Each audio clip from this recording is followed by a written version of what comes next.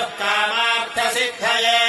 प्रथमम् वक्रतुण्डम् च एकदन्तम् द्वितीयकम् तृतीयम् कृष्णपिङ्गाक्षम् गणवक्त्रम् चतुर्थकम् लम्बोदरम् पञ्चमम् च षष्ठम् विकटमेव च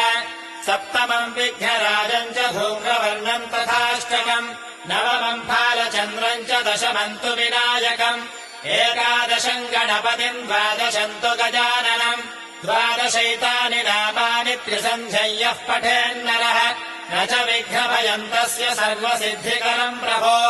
विद्यार्थी लभते विद्याम् धनार्थी लभते धनम् पुत्रार्थी लभते पुत्रान् मोक्षार्थी लभते गतिम् जपेद्गणपतिस्तोत्रम् षड्भिर्मासैः फलम् लभेत् संवत्सरेण सिद्धिम् च लभते